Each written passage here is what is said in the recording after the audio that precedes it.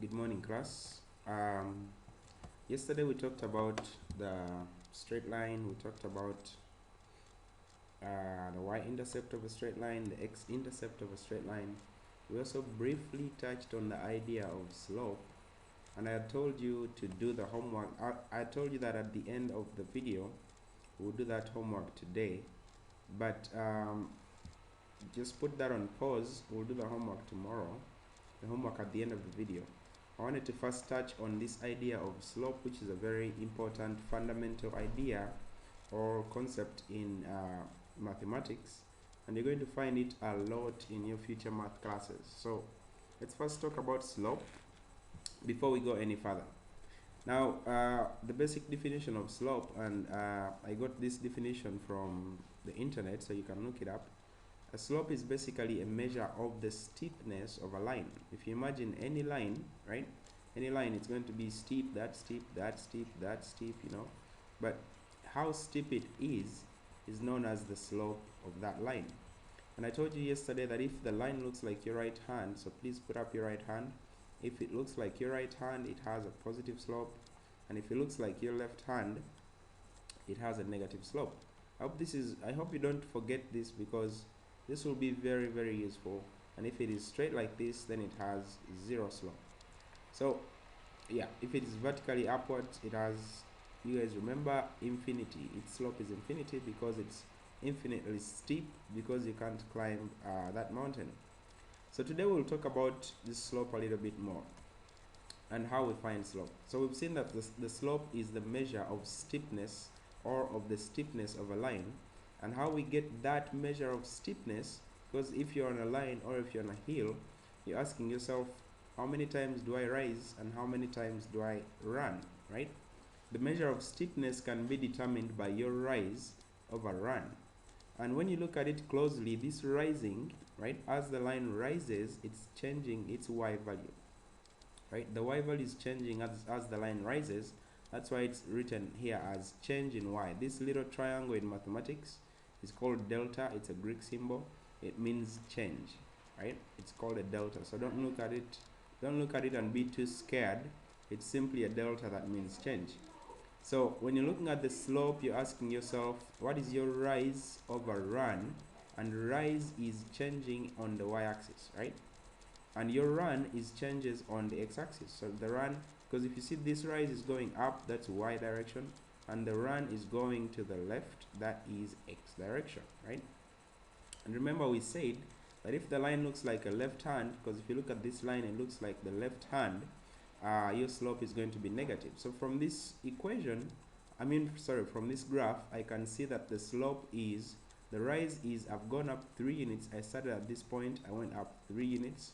And the run is also 1, 2, 3, 4 units, but that run was to the left, right? Since it was to the left, I'm going to use a negative. Left is negative, right is positive, just because of what we know. If I'm going that way, negative, and right is positive.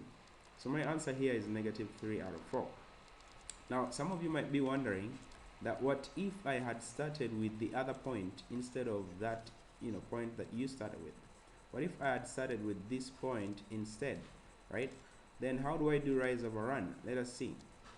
Rise over run, because we're following this idea that slope is rise over run.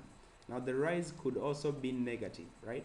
Because if I know that I'm here and I want to get here, I'm not going to rise, because rising will just take me further up the line. I'm going to fall or drop, right? So in that case, it's a fall, but we still call it a negative rise because it's rising in the opposite direction. So you would fall 1, 2, 3 units, and since it's downwards, right, you would say negative 3.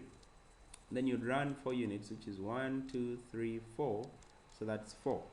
So I hope you can see that you end up getting the same answer whether you rise and run or whether you fall and run.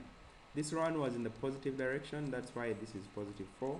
But the rise was in the negative direction, that's why the 3 is negative.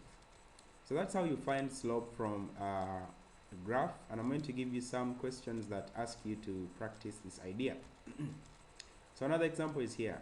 I've been given 2 points. I need to find the slope. Remember, slope is rise over run.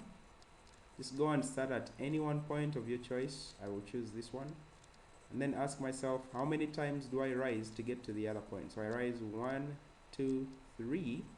So the rise is 3, and to get to the other point I have to run once. So the slope is 3 over 1, which is equal to 3. Last one, this one I'm going to start from this point up there, right? Oh, just a second. This slope was positive because the rise was in the positive direction and the run was also in the positive direction.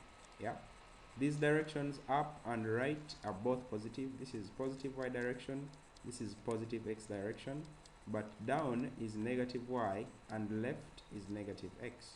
So yeah, I hope you are not confused by this. Going up is positive, going down is negative. Going to the right is positive, going to the left is negative. Okay, so on this line I know still slope is rise over run. So from this point I'm not going to rise, I'm going to fall. 1, 2, 3, 4, 5, 6, 7.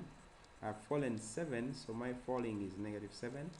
And I'm running, you know, I went downwards, so that's negative. I'm running 1, 2, 3, you know, to the left, so that's also negative, negative 3. And I'll just end up with, because the negatives cancel here, I'll end up with 7 out of 3 as my slope. 7 out of 3. You can leave your answer as a fraction. So that's how we find slope from a graph, right? But we know that a straight line will not always be a graph. Yesterday you guys saw that you can have an equation like x plus y is equal to 9, and this equation will give you a straight line, right? So we've been able to find the slope of this line from a graph, because if I draw this graph, we can find the slope. But if I didn't have the graph, is it possible to find the slope from just the equation? And the answer is yes. But before we find the slope from the equation, we have to make some things quite clear. The general equation of a straight line, is known as or given as y is equal to mx plus b. That's the general equation of a straight line. And if the equation is written like this, then the number in front of the x is known as the slope, and this last number here is known as the y-intercept, right? The y-intercept. So if I have an equation like y is equal to 3x plus 5, right? I know that this number in front of the x is the slope. So I know that my slope is equal to 3. And I know that the other number that is not, you know, the constant number that's on its own, that is the y-intercept, right? So my y-intercept is y is equal to 5. Y is equal to 5. Or if I want to write it as a point, it will be x is 0, y is 5. Because the y-intercept is the point where x is 0, the point where it cuts the y-axis, and at that point where it cuts the y-axis, the x value is 0, right? So that is how I can find the slope from an equation of a line. But you need to understand that that equation has to be written in this form in order for me to get the slope. If the equation was written as x plus y is equal to 9, right? I cannot find the slope from this equation because it's not written in the form y is equal to mx plus b. I need to first make sure that it is in this form, then I can find the slope. So to make sure it's in that form, I will subtract x both sides. Then I'll end up with y is equal to negative x plus 9. And then from there, I can see that the number in front of the x is negative 1. So my slope is negative 1. Right? So yeah,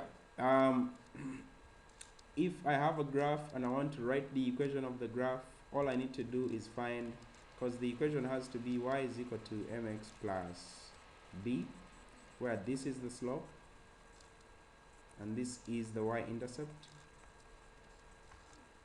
So all I have to do is look at the graph and ask myself, what is the slope of the graph? What is the y-intercept of the graph? From this graph, I hope you can see the y-intercept is 5, so that's easy. It's just 5. and I need to find the slope. The slope, remember, is rise over run. The letter m is just used to represent slope. So the rise here is 1, 2, 3, which is negative 3 because I fell, or the falling, and the run is 1, 2, 3, 4. So my equation would be negative 3 out of 4 x plus 5.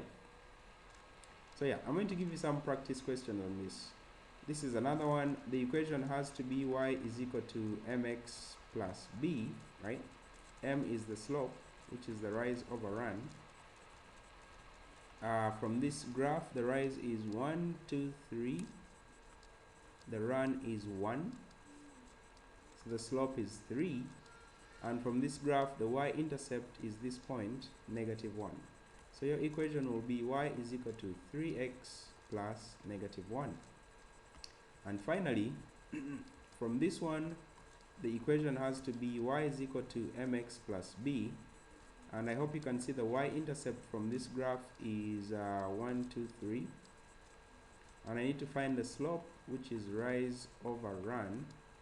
And from here, the rise is 1, 2, 3, 4, 5, 6, 7. The rise is 7. And the run is 1, 2, 3 over 3. So your equation is y is equal to 7 out of 3x plus 3. So yeah, that's slope and the equation of a line. Please go ahead and complete the activities in the links posted. Bye.